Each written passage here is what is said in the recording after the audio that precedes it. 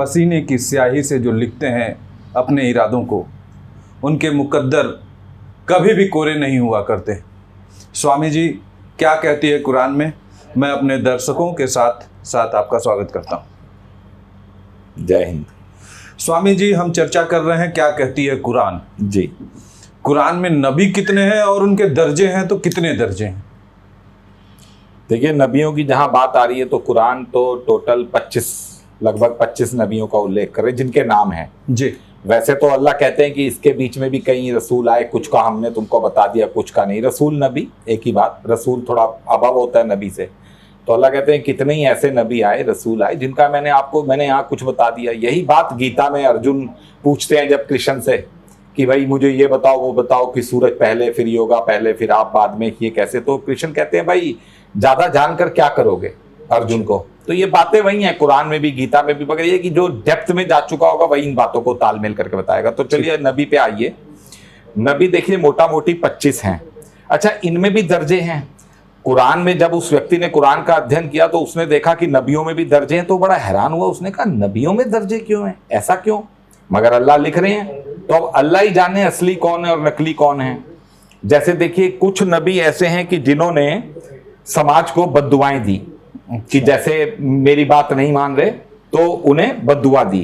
जैसे देखा जाए तो सूरह 71 है, उसमें नू 24, 26, 28 आयतों पे लास्ट की आयतें हैं, उनमें बद्दुआ दे रहे हैं कि इनको और गुमराही में भटका दे, इनका कोई घर ना छोड़, इनको उजाड़ दे। फिर लास्ट में अपने बाल बच्चों को बचाने के लिए भी कह रहे हैं कि अल्लाह मेरे बाल बच्चों मेरे परिवार को बचा दे।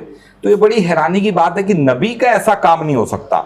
इस बार भी तो 6-10-2016 को जो ब्रह्मांड घुमाया, कायनात बनते हुए देखा, भगवान से अल्लाह से जो साक्षात उसकी बॉडी से मिला आमने सामने, मेराज की यात्रा 6 अक्टूबर 2016 को जिसके साथ हुई। और उसके बाद कोरोना आ गया। एज पर कुरान हो रहा है इस वक्त धरती पे जो हो रहा है, कोरोना एज पर कुरान हो रहा है। तो देखिए, नूह ने बद्दुआ दी, इब्राहिम ने तो अपने माता पिता के साथ वैसी बड़ी सख्ती की, मूर्तियां तोड़ दी, अपने माता पिता को आजर को उनके गर्दन पे तलवार रख के धमकाया कि भाई ये छोड़ दो पूजा ये सब। अच्छा, मूसा ने बद्दुआ दी, मूसा ने भी कहा कि इनके माल और औलाद अल्लाह बर्बाद कर दे, ये तेरे खिलाफ जा रहे हैं, ये तेरी बात नहीं मान रहे। तो देखिए, नबी बद्दुआ नहीं दे सकता, नबी किसी कीमत पे बद्दुआ नहीं दे सकता। नबी तो खैर ही मांगेगा, चाहे नबी को पीटे चाहे रसूल को पीटे। इस बार भी जो 6-10-2016 को अल्लाह से मिलकर आया है उसका भी वही दर्जा है जो ये दर्जा इन सब का है। वो तो कहता है मैं मरता मर जाऊंगा, कोरोना मुझे मार दे, मेरे परिवार को मार दे, भगवान इनको सबको बख्श, भगवान इनको सबको माफ कर, भगवान ये तेरी बात माने ना माने। उसके पैगाम की पूरी नाफरमानी हो रही है। वो अल्लाह का मैसेज दिया जा रहा है, कोई नहीं मान रहा। वो हर स्टेज पे लड़ाई कर रहा है, अपने पूरे पसीने बहा रहा है, मगर उसकी बात अभी सुनवाई नहीं हो रही। और कुरान में है भी, जल्दी सुनवाई भी नहीं होती। अल्लाह भी कहते हैं बहुत परिश्रम करना पड़ेगा तब तेरी बातें। तो देखिए, मोहम्मद साहब की तलवार को तो सब जानते ही हैं। इनके फिर बाद में फातिमा हुसैन की सबकी जो लड़ाइयाँ हुए, मर्डर हुए, ये सब दुआ देने वाली बातें नहीं है, सब बद्दुआ वाली बातें हैं। तो एक मगर ईसा मसीह एक ऐसे आए जो सूरह मायदा में एक इनके है आयत कि ईसा मसीह कहते हैं कि आपके पैगाम को तो अल्लाह मान नहीं रहे, अल्लाह आप ऐसे करो कि आप इन्हें बख्श ही दो, आप बड़े हिकमत वाले हो, बड़े सहनशील हो, बड़े वो हो, तो आप अल्लाह इनको बख्श दो। तो देखिए, ईसा मसीह एक ऐसे हैं कि कुरान भी सर्टिफाइड कर रही है कि एंड में आकर संसार में सब ईसा मसीह पे ईमान ले आएंगे। क्यों?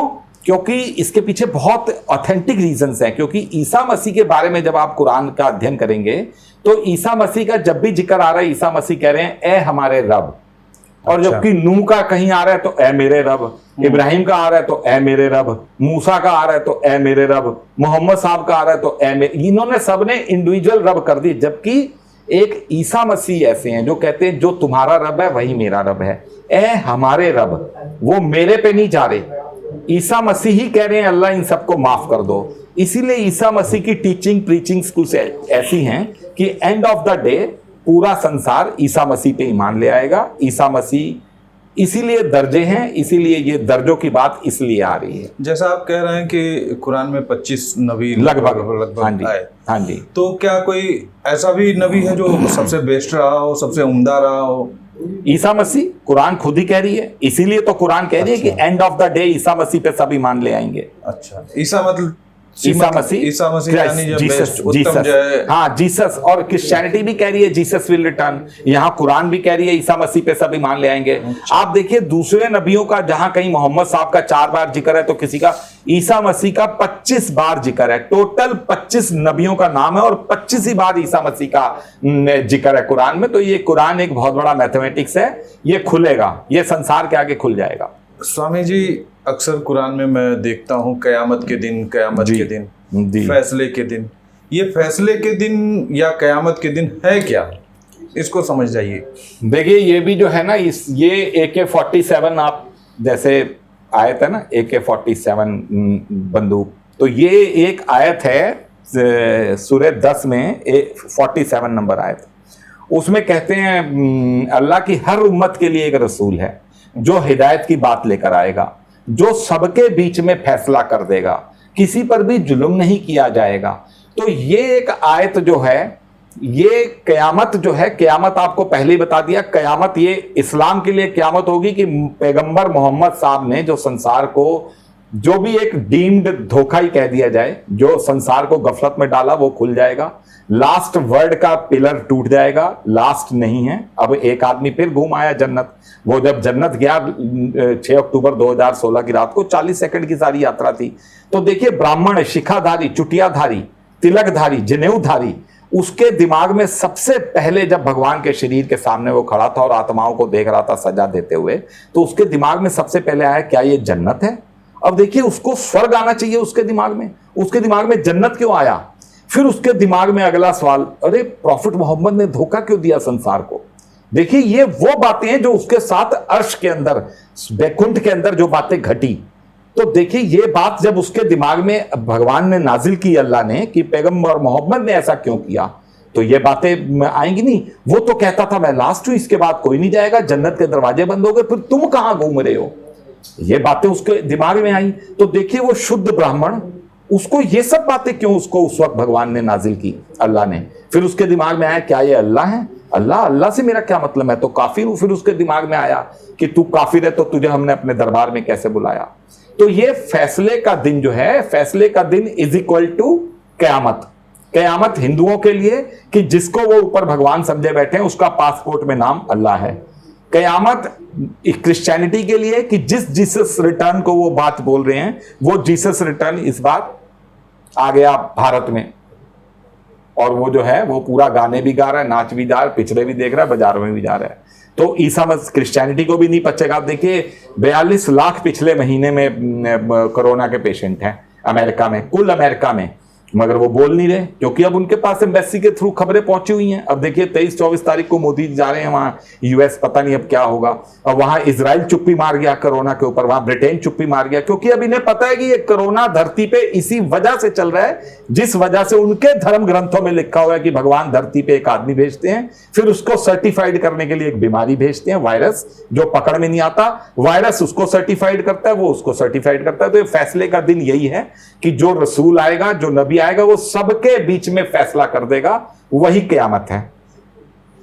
ये जो आप स्वामी जी कह रहे हैं जी कि कोरोना को वो आदमी सर्टिफाइड करेगा और चीज़ों को ख़त्म करेगा, तो ऐसा भी तो हो सकता है कि ये जो आदमी है जो 16 सेकंड या जो है 16 सेकंड के आ गया जी, वो कोरोना को ख़त्म करने की भी कोई जानकारी जानता है। हाँ, कोरोना खत्म होगा जब ये सब पूरे, अभी तो कोरोना देखिए, अभी तो कोरोना बहुत पैतरे बदलेगा, अभी तो कोरोना तबाही मचाएगा, नेचुरल क्लैमिटीज आएंगी। देखिए न्यूयॉर्क में फर्स्ट टाइम इतनी बाढ़ आई है, फर्स्ट टाइम न्यू जर्सी के अंदर अलर्ट जारी किया गया है। तो ये पूरे वर्ल्ड वाइड, कनाडा में 50 डिग्री, कैलिफोर्निया में जंगलों में आग लग रही है, ग्रीस में आग लग रही है, वहां चाइना में हजारों साल बाद ऐसी बाढ़, जर्मनी में, भारत में भूस्खलन हो रहे हैं और लैंडस्लाइडिंग हो रही है। ये सब बढ़ता चला जाएगा, ये sub level 1 level 2 video game की तरह ये सब। तो जब ये लोग थक लेंगे, कोरोना तो जाएगा नहीं, ये बार बार बताया जा रहा है, कोरोना किसी प्रयास से WHO UNO उल्टा पंखे से टंग जाए पूरे scientist, doctor, world health organization, corona का कोई काट नहीं मिलेगा, क्योंकि कोरोना भगवान का अजाब है। कुरान के अंदर ये ऐसे लिख रखा है जैसे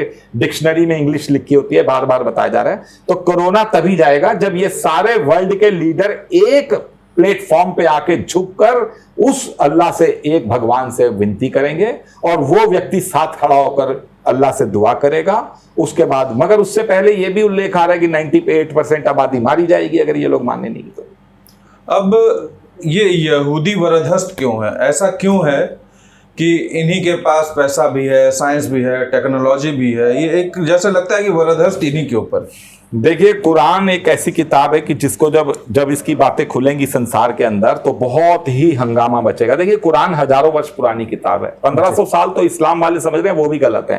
क्योंकि आपको बताया जा रहा है कुरान के अंदर एक आयत है कि इब्राहिम मक्का की दीवारें, काबा की दीवारें खड़ी करते हुए कहते हैं कि हे अल्लाह, भेज इनमें का एक आदमी जो इनको किताब पढ़ के सुनाए, जो किताब का इन्हें दर्स दे। तो इब्राहिम तो मोटा मोटी 4-4.5 साल पहले थे, तो तब कैसे किताब उन्होंने जिक्र कर रखा है कि इन्हीं में का एक अपना आदमी भेज जो इनको किताब पढ़ के सुनाए।